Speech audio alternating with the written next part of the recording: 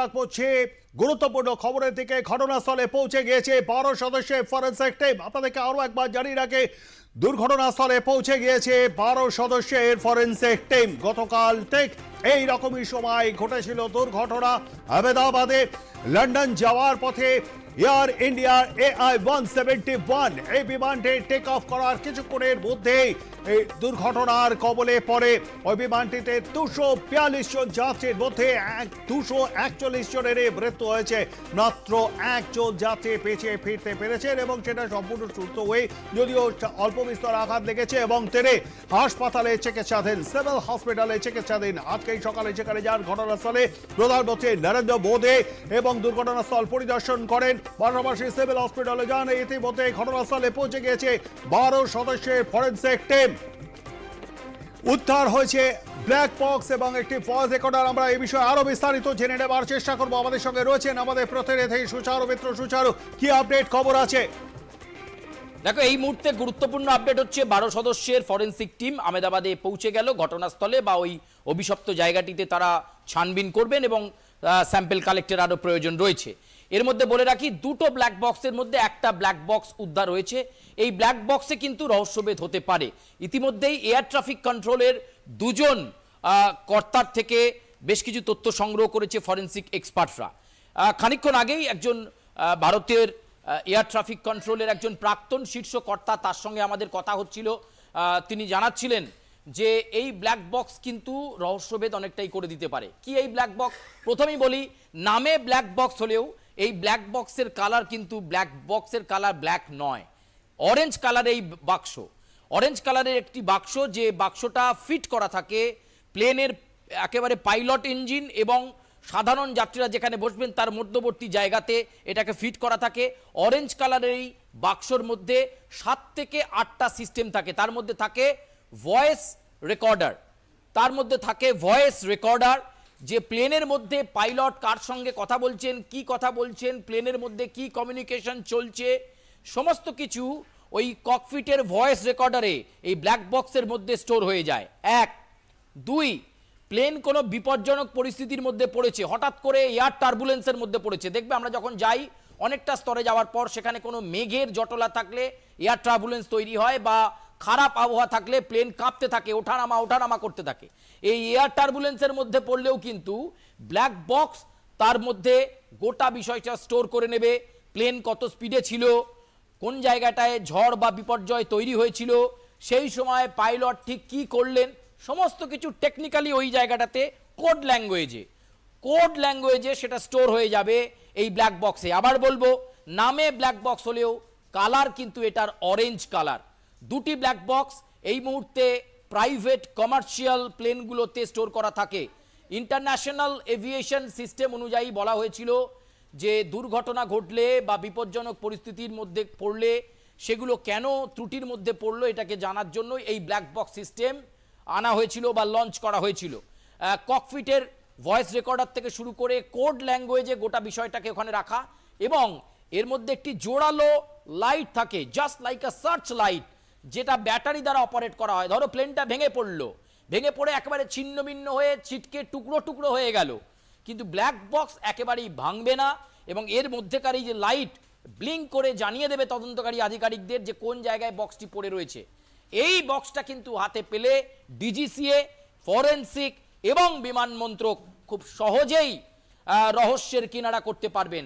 এমন যদি হয় যে প্লেনে কোনো যান্ত্রিক ত্রুটি নেই, চালকের ভুলে হলো, সেটাও কিন্তু ব্ল্যাক বক্স কোড ল্যাঙ্গুয়েজের মাধ্যমে জানিয়ে দেবে। অরেঞ্জ কালারে এই কারণেই করা হয়, যদিও যখন এই প্রথম সিস্টেম এটা আনা হয় প্রথমের দিকে এভিয়েশন সংস্থাগুলো ব্ল্যাক কালার করে রেখেছিল, কিন্তু অনেক ক্ষেত্রেই প্লেনের অন্যান্য জিনিস দেখা গেছে যে ধ্বংসস্তূপে পরিণত হওয়ার পর সেগুলো ঝলসে গিয়ে কালো কালার হয়ে যায়, ফলে ব্ল্যাক বক্স কোনটা আর কোনটা কি বোঝা যেত না, যে কারণে কালার চেঞ্জেস করা হয়, অরেঞ্জ কালারের ব্ল্যাক বক্স করা হয়। এবং এর মধ্যে 29টা ডিভাইস, প্রবীর 29টা ডিভাইস, যে ডিভাইসগুলো প্রত্যেকটা কোড ল্যাঙ্গুয়েজে ট্রান্সফার করা হয়, যেখানে সমস্ত কিছু সিগন্যাল স্টোর করা থাকে, এবং তার সঙ্গে একটা সার্চ লাইট। এই লাইট মাটিতে ভূলণ্ঠিত হয়ে যাওয়ার পর বা প্লেন আছড়ে পড়ার পর, যেমনটা আহমেদাবাদে হয়েছে, আছড়ে পড়ে আগুন লেগে গিয়ে ব্লাস্ট হয়, এই ব্ল্যাক বক্স কিন্তু আগুনে জ্বলে যাবে না, ফ্ল্যাম্বেল নয়, আগুনে দহনশীল নয়, এমনই কিছু মেটেরিয়াল দিয়ে এটা তৈরি হয়। অত্যন্ত এক্সপেন্সিভ এই মেটেরিয়াল, এবং এক্সপেন্সিভ মেটেরিয়াল দিয়ে দুটি ব্ল্যাক বক্স স্টোর করা থাকে ককপিট পজিশনের মধ্যবর্তী পর্যায়ে। তার মধ্যে একটি ব্ল্যাক বক্স ইতিমধ্যেই পাওয়া গেছে।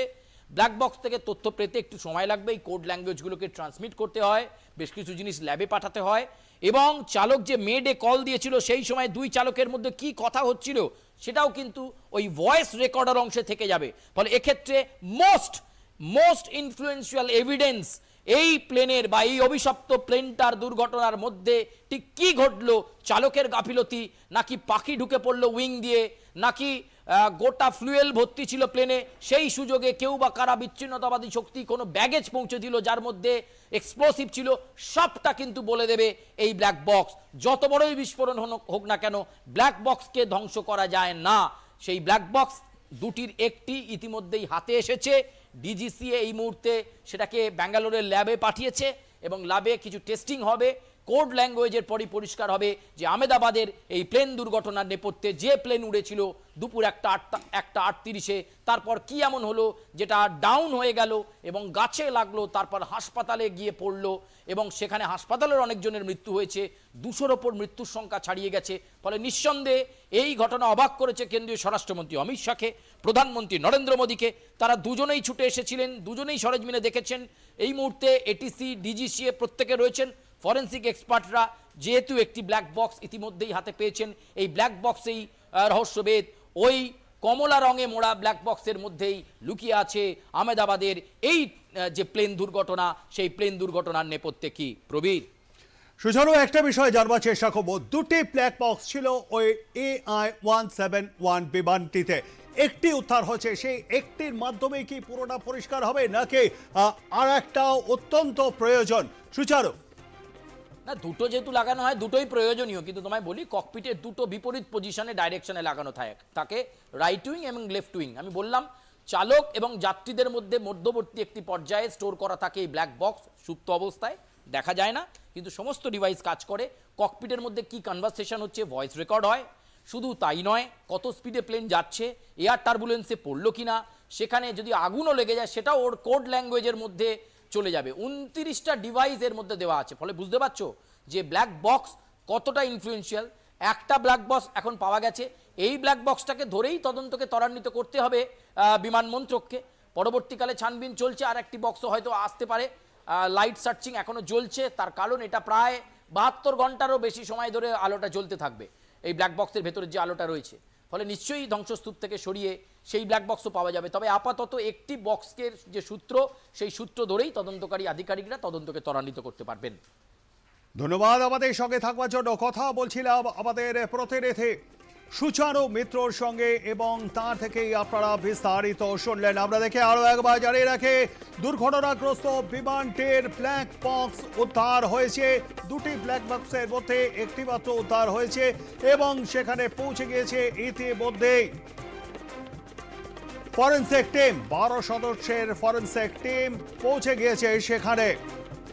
সেখান থেকে নমুনা সংগ্রহ করে এরপরে পাঠানো হবে ল্যাবে, এবং ওই যে ব্ল্যাক বক্সটি উদ্ধার হচ্ছে সেই ব্ল্যাক বক্সও কিন্তু ল্যাবে পাঠানো হবে, এবং তারপরেই জানা যাবে গতকাল AI-171 এই বিমানটি এয়ার ইন্ডিয়ার যে বিমানটি দুর্ঘটনার কবলে পড়ে, যেখানে 242 জন যাত্রীর মধ্যে 241 জনের মৃত্যু হয়েছে, সেই বিমানটি দুর্ঘটনার কবলে পড়ার সঠিক কারণ কি তা কিন্তু এই ব্ল্যাক বক্স থেকে উদ্ধার হবে।